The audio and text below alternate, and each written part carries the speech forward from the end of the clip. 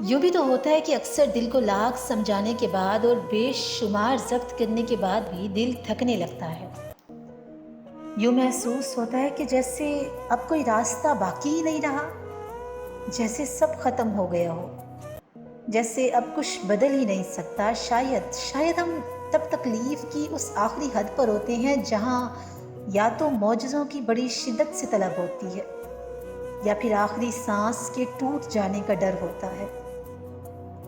تب دل مصلحتوں کو جاننے پر بھی آمادہ ہوتا ہے اور انہیں تسلیم کرنے سے بھی گھبراتا ہے، اور اس گھبراہٹ میں کھو کر ہم یہ بھول ہی جاتے ہیں کہ وہ ایک ذات جو ہمیں یہاں تک لائی تھی، اس نے آگے کی بھی تو منصوبہ بندی کر رکھی ہے، اور جہاں صبر ساتھ چھوڑ دیتا ہے وہاں اللہ کن سے نواز دیتا ہے۔ اللہ تو کبھی ماضی دیکھ کر نہیں عطا کرتا نا، وہ تو نیت دیکھ کے عطا کرتا ہے۔ اللہ تو کبھی یہ نہیں کہتا کہ اب دوبارہ یہاں کیوں آئے ہو۔ اللہ تو کہتا ہے کہ اب اگر آ ہی گئے ہو تو میرے ساتھ بیٹھ جاؤ۔ اللہ یہ نہیں کہتا کہ پھر سے وہی کہانی لائے ہو۔ اللہ تو کہتا ہے کہ اب اگر لے ہی آئے ہو تو تسلی سے مجھے ساری کہانی سناؤ۔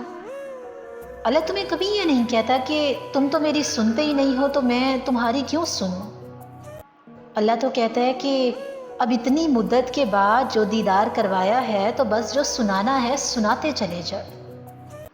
اللہ تو یہ نہیں کہتا کہ اپنی غرض کے لیے میرا نام کیوں لے رہے ہو۔